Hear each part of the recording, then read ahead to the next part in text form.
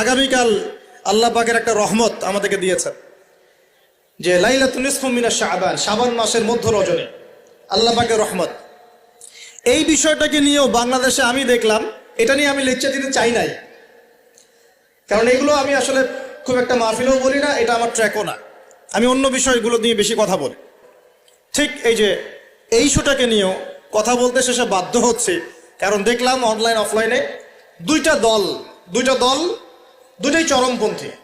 একদল অতিরিক্ত বাড়াবাড়ি, একটা অতিরিক্ত ছাড়াছাড়ি। বাড়াবাড়ি আর ছাড়াছাড়ি। একটা অতিরিক্ত বাড়াবাড়ি, সে একদম শবে বরাতকে মনে হয় লাইলাতুল কদরের উপরে নিয়ে যাচ্ছে আর কি। লাইলাতুল নিসফু মিনাশ শাবানকে কোনো কোনো ক্ষেত্রে বাড়াবাড়ি পন্থীরা একদম লাইলাতুল কদরের উপরে নিয়ে চলে যাচ্ছে। আর ছাড়াছাড়ি যারা, তারা বলছে এই রাত্রে কোনো কিছুই করা যাবে না। দুইটাই চরমপন্থী, বুঝতে পারছেন না মনে হয় কথা। একদল এটাকে নিয়ে এত বেশি বাড়াবাড়ি করছে যে এটাকে একদম লাইলাতুল কদরের উপরে নিয়ে চলে যাচ্ছে। আরেক দল দেখা যাচ্ছে এটাকে এমনভাবে পরিত্যাগ করছে না, এতে কিছুই করা যাবে না, একদম কোনো ফজিলতি নাই। এখন আসলে মধ্যম পন্থা কি, মাঝখানে আমরা কি করব? তাহলে জানার দরকার আছে কি নাই? অনেক হাদিসের অনেক আলোচনা, প্রায় 40-50 পৃষ্ঠার বই, সব আলোচনা তো মাহফিলে করা সম্ভব না। আমি সারমর্মটুকু বলি। সারমর্ম কি? হাদিসের শবে বরাত নামে কোনো শব্দ নাই, এক নম্বর কথা। কি নাই ভাই? শবে বরাত নামে কোনো শব্দ নাই। আছে লাইলাতুন নিসফু মিনাশ শাবান, শাবান মাসের মধ্য রজনী। শাবান মাসের মধ্য রজনী। শাবান মাস কি? উত্তর, নবী সাল্লাল্লাহু আলাইহি ওয়াসাল্লাম রমজান মাসের পর যে মাসে রোজা রাখতে বেশি গুরুত্ব দিয়েছেন তার নাম শাবান। আমার সাথে বলেন, শাবান মাস কি? নবী সাল্লাল্লাহু আলাইহি ওয়াসাল্লাম রমজানের পরে যে মাসে রোজা রাখতে খুব বেশি গুরুত্ব দিয়েছেন তার নাম শাবান। আয়েশা রাদিয়াল্লাহু আনহা তিনি বলতেন যে শাবান মাস আসলে নবী সাল্লাল্লাহু আলাইহি ওয়াসাল্লাম এত বেশি বেশি রোজা রাখতেন যে মনে হতো তিনি রোজা ছাড়বেনই না, সারা মাস রেখে ফেলবেন। বেশি থেকে বেশি রোজা রাখতেন শাবান মাসে। প্রশ্ন হচ্ছে কেন? উত্তর, এমনিতে এই মাসটা বরকতময় এবং এই মাসে আল্লাহ পাক তার রহমতে বিপুল সংখ্যক মানুষকে জাহান্নাম থেকে মুক্তি দান করেন। সুবহানাল্লাহ। নবী সাল্লাল্লাহু আলাইহি ওয়াসাল্লাম এই মাসকে তাজিম করতেন। এই মাসের সম্মানার্থে, এই মাসে আল্লাহর রহমত বরকতের স্বার্থে নবী করিম সাল্লাল্লাহু আলাইহি ওয়াসাল্লাম এই মাসে বেশি বেশি রোজা রেখেছেন। সুন্নত কি শিখলাম? শাবান মাসে বেশি বেশি রোজা রাখা সুন্নত। একটা কি পেলাম ভাই? শাবান মাসে বেশি বেশি রোজা রাখার সুন্নত। আপনি যদি মুকিম হন, শরীর সুস্থ থাকে, মুসাফির না, আপনার সুস্থতা আছে, সব ঠিক আছে, আপনি চেষ্টা করবেন এই মাসে বেশি বেশি রোজা রাখার। পারা যাবে ইনশাল্লাহ। এটা নবীর সুন্নত হবে। আরেকটা হাদিস মাথায় নিয়ে না, আজকে সারা ওয়াজ ভুলে গেলে এই ওয়াজটা ভুলেন না। কি হাদিস? নবীজি বলছেন, তোমাদের সামনে, হে আমার সাহাবীরা, তোমাদের সামনে এমন একটা যুগ আসছে, ওই যুগে আমার সুন্নতকে ধরে রাখাটা হাতের মধ্যে আগুন ধরে রাখার মতো হবে। আমি অনেকদিন এই লেকচারে এই হাদিসটা বলেছি। তোমাদের সামনে এমন একটা কঠিন যুগ আসছে, জামানা সবরিন, সবরের যুগ, কঠিন যুগ। ওই যুগে ঈমান ধরে রাখা, মানে আমার সুন্নতের উপর থাকা, হাতে আগুন ধরে রাখার মতো হবে। ওই যুগে যদি তোমরা আমার একটা সুন্নতকে জীবিত করতে পারো, সমাজে একটা সুন্নত মরে গেছে, ওটাকে আবার জীবিত করতে পারো, তাহলে 50 জন শহীদ সাহাবীর নেকি পাবে। হাদিসটা বুঝলেন? শুধু নেকি না, আপনি 50 জন শহীদ সাহাবীর নেকি পাবেন যখন চলমান সমাজে একটা সুন্নত মিটে গেছে, নাই, মানুষ আমল করছে না, কিন্তু আপনি সেটাকে জীবিত করলেন। পারা যাবে ইনশাল্লাহ। একটা দেখাচ্ছি, যেমন সাহাবীদের যুগে মানুষ মসজিদে ঢুকলে কি করতো জানেন? আগে 2 রাকাত নামাজ পড়তো। কি করতো? মসজিদে ঢুকেই, ওযু অবস্থায় মসজিদে ঢুকেই তারা বসতেন না। আগে 2 রাকাত নামাজ পড়তেন, দুখুলুল মসজিদ বা তাহিয়াতুল মসজিদ, তারপরে বসতেন। আর নবীজি বলেছেন কিয়ামতের আগে আগে এই দুখুলুল মসজিদ, তাহিয়াতুল মসজিদ, এই নামাজটা উঠে যাবে। উঠে যাচ্ছে না আস্তে আস্তে। মসজিদে ঢুকলে মানুষ ধাপ করে বসে পড়ে, তাই না? মানুষ ভুলেই গেছে এটা সুন্নত। এখন আপনি যদি এই সুন্নতটাকে আবার জীবিত করতে পারেন, ইনশাল্লাহ 50 জন শহীদ সাহাবীর নেকি পাবেন। সমাজে এখন দাড়ি শেভ করা ফ্যাশন হয়ে গেছে, বুঝছেন না? অনেকে শেভ না করলে চাকরি দেয় না। শেভ না করলে কি হয় না? চাকরি পাওয়া যায় না, স্কুলে তো না, কলেজে গিয়ে পড়তে গেলে ক্লাস করতে দেয় না, দাঁড়িয়ে আছে, যাও সব করে আসো, তাই বলে। এখন সমাজ চলছে উল্টা। এখন যদি আপনি নবীর এই সুন্নতকে আবার জীবিত করতে পারেন, 50 জন শহীদ সাহাবীর নেকি পাবেন। রাতে ঘুমানোর সময় একটা সুন্নত আছে, 33 বার সুবহানাল্লাহ, 33 বার আলহামদুলিল্লাহ, 34 বার কি আল্লাহু আকবার। বহু মানুষই পড়ে না। আপনি যদি পড়তে পারেন, ইনশাআল্লাহ আল্লাহ পাক আপনাকে নেকি দিবেন। সমাজের বহু মানুষ চুল একদম এখন মেসি রোনাল্ডো কাট, তাই না? মেসি কাট আর রোনাল্ডো কাট। আর আমি সিলেট অঞ্চলে দেখে আসছি একদম লন্ডন কাট, 2 পাশ ছিলে মাঝখানে চুল, লন্ডন থেকে শিখে আসছে। এখন চুলেরও কিন্তু সুন্নত আছে, আছে কি নাই? দাড়ির যেমন সুন্নত আছে, চুলের সুন্নত নাই। একদম সামন পিছন সমান করতে পারেন, অথবা যদি চুল নাই থাকে তাহলে চুল মাথা মুন্ডন করে রাখতে পারেন। অনেক সাহাবী মাথা মুন্ডিত ছিল। আবার অথবা কানের লতি পর্যন্ত বা কাঁধ বাবড়ি রাখতে পারেন। এটা চুলের সুন্নত হলো কিনা? এখন সমাজের সব মানুষ এই সুন্নতটাকে ভুলে গেছে। আপনি সুন্নত মনে করে রেখেছেন, ইনশাল্লাহ আপনি নেকি পাবেন ইনশাআল্লাহ।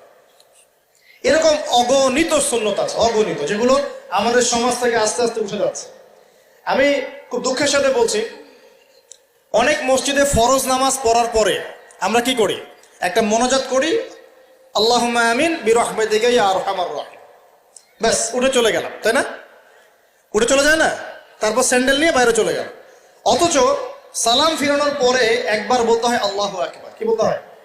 3 বার বলতে হয় আস্তাগফিরুল্লাহ আস্তাগফিরুল্লাহ আস্তাগফিরুল্লাহ। বলতে হয় আল্লাহুম্মা আনতাস সালাম ওয়া মিনকাস সালাম তাবারাকতা ইয়া যাল জালালি ওয়াল ইকরাম। একবার পড়তে হয় আয়াতুল কুরসি, 33 বার সুবহানাল্লাহ, 33 বার আলহামদুলিল্লাহ, 33 বার আল্লাহু আকবার, তারপর কালিমা শাহাদা। এরপর সূরা ফালাক একবার, সূরা নাস একবার, ইখলাস একবার।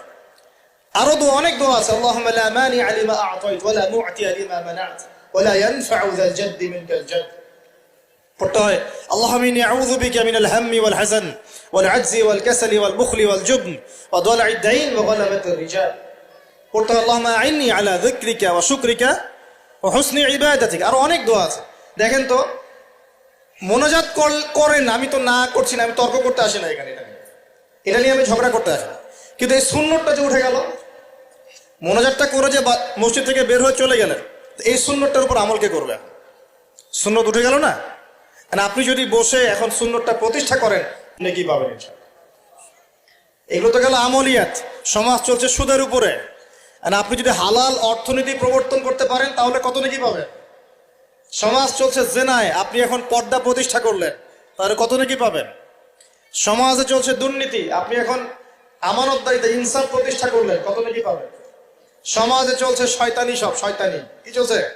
শয়তানি। এখন আপনি আল্লাহ রাব্বুল আলামিনের ওহী প্রতিষ্ঠা করলেন, কত নেকি পাবেন? নিঃসন্দেহে আর অনেক বেশি নেকি পাবেন। আল্লাহ পাক আমাদেরকে সেই লক্ষ্যে কাজ করার তৌফিক দান করুন। প্রিয় ভাইরা, যে কথা বলতে এখানে আসলাম, এক বাড়াবাড়ি এক কি ছাড়াছাড়ি, এর মাঝখানে কি একটা ফজিলত জানলাম। শাবান মাস মানে এই মাসে নবীজি বেশি বেশি রোজা রাখতেন। তাহলে আমরা কি করবো এই মাসে ভাই? 1 নম্বর কাজ, বেশি বেশি রোজা রাখার চেষ্টা করবো ইনশাআল্লাহ। আল্লাহ তৌফিক দান করবেন। এবার আরেকটা পয়েন্ট বলি, সামনে রমাদান মাস। রমজান মাস আসলে আমরা মাশাআল্লাহ পরিপূর্ণ মুসলিম হওয়ার চেষ্টা করি, কিন্তু সারা বছর এটা ধরে রাখতে পারি না। রমজান মাসে যে নামাজ পড়ে না সেও মসজিদে যায়। দেখা যায় যে জুমার নামাজও পড়ে না, ও তারাবির নামাজ পড়তে যায়, যায় কি না? ওই দিন গিয়ে বলে এসি দেন, ইমাম সাহেব এসি অন করেন, তাই না? সারা বছর তো আসে নাই। ওই দিন গিয়ে ইমাম সাহেব এসি বন্ধ কেন? এই মুয়াজ্জিন সাহেব ফ্যান দেন। তখন ওখানে গিয়ে মানে কি বলবো, হ্যাঁ মাতব্বরি করে আর কি। যাক, তারপরেও যে মসজিদে আসছে, আমরা দোয়া করি আল্লাহ হেদায়েত দান করুন। আমরা তো কাউকে পিছনে ফিরাই দিব না, দিব? এখন রমজান মাস আসলে আমরা মাশাআল্লাহ রোজা রাখি, মানুষকে ইফতার করাই, দান সদকা করি, আমরা যাকাত দেই, তারাবি পড়ি, কোরআন তেলাওয়াত করি, আমরা মাশাআল্লাহ অনেক আমল করি। এই আমলগুলো কি একবারে ধাপাস করে ধরে ফেলা সম্ভব না? একটা আস্তে আস্তে ট্রেনিং প্রসেস লাগে। একটা ফ্যান চালু করলে ফ্যানটা কি শুরুতেই ধাপাস করে ঘুরতে শুরু করবে, নাকি আস্তে স্লোলি সে মোমেন্টাম ধরবে? কোনটা? আস্তে আস্তে সে গতি পাবে না, ধীরে ধীরে গতি পাবে। ঠিক শাবান মাসে এত বেশি রোজা রাখা, ইবাদত করার অর্থ কি? যাতে রমজান মাসে আপনি পরিপূর্ণ ইবাদত করতে পারেন। বুঝতে পারছেন কথা? রমজানে গিয়ে তো শুরুতেই সব ইবাদত ধরে ফেলা সম্ভব হবে না। মনে করেন আগামীকাল পহেলা রমজান, আজকে থেকে আপনি সব ইবাদত একসাথে করতে পারবেন? তখন কি আপনি বেগ পেতে হবে। কিন্তু একটা মাস আগে থেকে যদি ট্রেনিং নেন, ইনশাআল্লাহ রমজান মাসে ইজি হয়ে যাবে। এটা একটা কারণ নবী সাল্লাল্লাহু আলাইহি ওয়াসাল্লাম শাবান মাসে বেশি বেশি রোজা রাখতেন, আমল করতেন।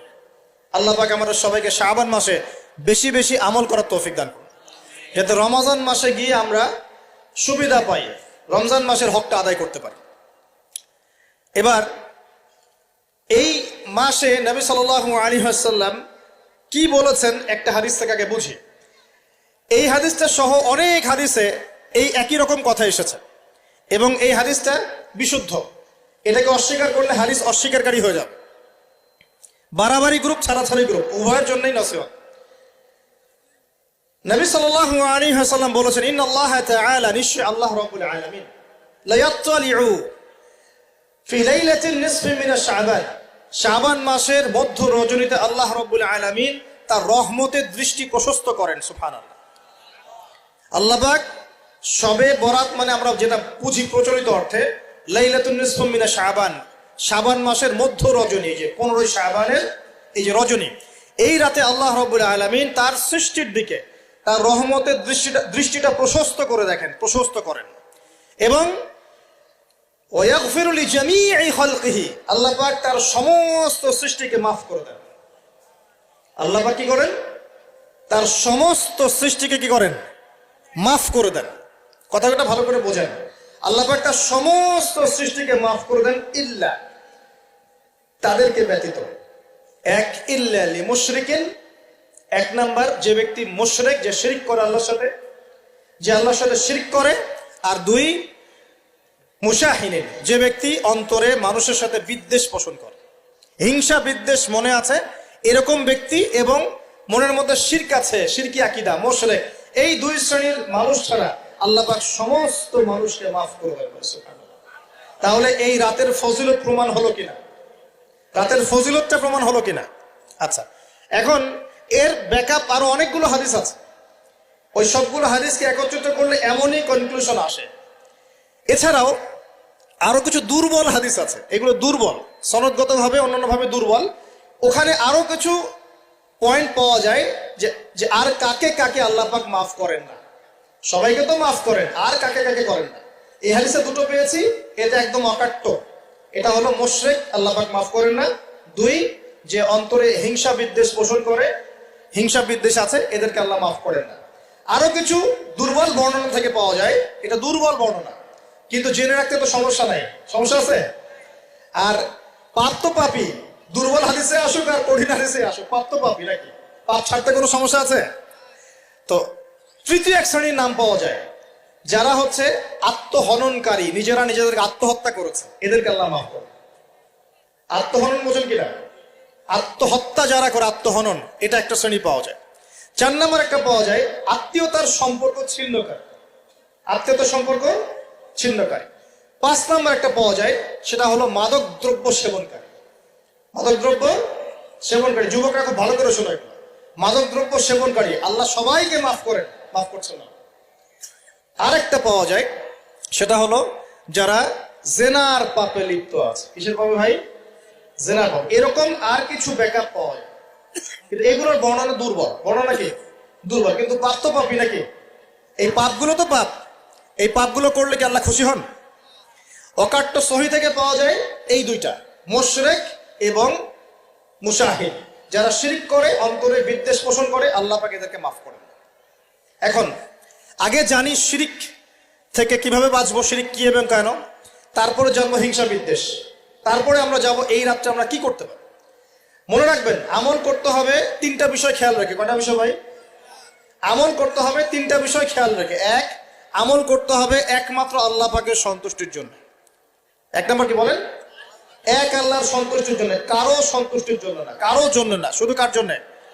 দলিল হচ্ছে ইন্নাস সালাতি ওয়া নুসুকি ওয়া মাহইয়ায়া ওয়া মামাতি লিল্লাহি রাব্বিল আলামিন ফাসাল্লি লিরাব্বিকা ওয়ানহার। 2, আমল হতে হবে একমাত্র নবী সাল্লাল্লাহু আলাইহি ওয়াসাল্লামের সুন্নাত মোতাবেক। কার সুন্নাত মোতাবেক? নবী এবং সাহাবীদের সুন্নতের সাথে মেলে না, সেই আমল করা যাবে না। নবী এবং সাহাবীদের সুন্নতের সাথে মেলে না, সেই আমল করা যাবে না। 3 নাম, আমলটা যত সুন্দরী মনে হোক, আমলটা যত সুন্দরী মনে হোক আর যত মানুষই করুক, যত মজাদার মনে হোক না কেন, নবী করেন নাই, সাহাবীদের থেকে প্রমাণ নাই, আমল করব না। করলে বেদাত হয়ে যাবে। কি হবে? বেদাত হয়ে যাবে। আর 3 নাম্বার হচ্ছে, আমলগুলো করার আগে অবশ্যই আপনার রিজিকটাকে হালাল করতে হবে। কি করতে ভাই? ব্যাস, এই 3টা শর্ত পূরণ করে আমল করলে ইনশাআল্লাহ তাআলা আমরা জান্নাতে যাবো। ইনশাআল্লাহ আমরা আশাবাদী, আল্লাহ পাক আমাদেরকে জান্নাত দিবেন ইনশাআল্লাহ। আল্লাহ পাক এক রাতে রহম করে সমস্ত মাখলুক সৃষ্টিকে মাফ করে দিচ্ছেন, শুধু শিরক এবং হিংসা বিদ্বেষ পোষণকারীকে মাফ করছেন না। বুঝতে হবে এই পাপ দুটো কত কঠিন। এবার আসেন, প্রথমে একটু শিরক নিয়ে কথা বলি, তারপরে মুশাহিন নিয়ে কথা বলি। ধৈর্য ধরবেন তো নাকি? দেরি হচ্ছে? সবর করেন। এখন প্রথমে জানি শিরক কি এবং কেন। শিরক হচ্ছে এমন একটা পাপ, যেই পাপ আমল নামায় থাকলে পরে বিনা তওবায় যদি সেই ব্যক্তি মারা যায়, আল্লাহ পাক তাকে মাফ করবেন না। ভালো করে শোনেন, শিরক এমন একটা পাপ, যে পাপ যদি আমল নামায় থেকে যায়, বিনা তওবায় সে মারা যায়, শিরকের পাপ নিয়ে আল্লাহর সামনে দাঁড়ায়, আল্লাহ তাকে মাফ করবেন না। দলিল সূরা নিসা, আল্লাহ পাক বলছেন, ইন্নাল্লাহা লা ইয়াগফিরু আন ইউশরাকা বিহি ওয়া ইয়াগফিরু মা দুনা যালিকা লিমান ইয়াশা। আল্লাহ পাক তার সাথে শিরকের গুনাহ মাফ করবেন না, এছাড়া যে কোনো গুনাহ যাকে ইচ্ছা মাফ করবেন। বুঝাচ্ছি, মনে করেন একজন ব্যক্তি জিনা করেছে, কথা নাউযুবিল্লাহ, একজন ব্যক্তি জিনা করেছে বা মিথ্যা কথা বলেছে বা ধরেন মদ খেয়েছে ইত্যাদি। এখন সে তওবা করলে তো মাফ পেতই, তওবা করলে মাফ হতো না? তওবা করলে মাফ তো পেতই। মনে করেন তওবা না করেই মারা গেছে, আল্লাহ পাক চাইলে কিয়ামতের মাঠে এই পাপও বিনা তওবাতেই মাফ করতে পারে। কথা বুঝতে পারছেন? বুঝতে পারছেন না মনে হয়। মনে করেন একজন ব্যক্তি মদ খেয়েছে, জিনা করেছে ইত্যাদি, সে তওবা করার ফুরসত পায় নাই, বিনা তওবায় মারা গেছে। আল্লাহ পাক চাইলে কিয়ামতের মাঠে তওবা না করা সত্ত্বেও আল্লাহ পাক তাকে মাফ করতে পারে। কিন্তু একজন ব্যক্তি শিরকের পাপ করেছে, তওবা না করে মারা গেছে, আল্লাহ পাক কিয়ামতের মাঠে শিরকের পাপ মাফ করবে। আমি কি বুঝতে পারছি? অন্য পাপের কারণে আল্লাহ রাব্বুল আলামিন শাস্তি দিয়ে হোক, কোনো একটা ভাবে হোক, নবীর সুপারিশের মাধ্যমে হোক, তাকে জাহান্নামে গেলেও সেখান থেকে বের করে জান্নাতে দিবেন ইনশাআল্লাহ। কিন্তু শিরকের পাপ যার আমলনামায় থাকবে, তার উপর জান্নাতকে হারাম করে দেওয়া হয়েছে। বলেন নাউযুবিল্লাহ। সূরা মাইদায় দলিল আছে, শিরকের পাপ যার আমলনামায় আছে তার জন্য জান্নাতকে হারাম করে দেওয়া হয়েছে। শিরক মানে অংশীদার সাব্যস্ত করা, আল্লাহ পাকের সাথে কাউকে সমকক্ষ করা। শিরক কত প্রকার হয়? উত্তর 3 প্রকার। কয় প্রকার ভাই? বিশ্বাসে শিরক হয়, মানে আকীদায় শিরক হয়, আমলে শিরক হয়, মানে কাজে শিরক হয়, কথা বা লিসানে শিরক হয়। মনে থাকবে? 1 নাম্বার কিসে শিরক হয়? বলেন আমার সাথে। বিশ্বাসে শিরক হয়, আকীদায় শিরক হয়। 2 নাম্বার আমলে শিরক হয়, কাজে শিরক হয়। 3 নাম্বার কথায় শিরক হয়। কয়েকটা এক্সাম্পল দিয়ে বুঝতে পারবেন। একজন ব্যক্তি মনে করেন বিশ্বাস করে যে আল্লাহ বলতে কেউ নাই, কি হবে এটা? বলেন শিরক। একজন ব্যক্তি মনে করেন বিশ্বাস করে যে আল্লাহ আছে, আরো ইলাহ আছে, তাহলে কি হবে?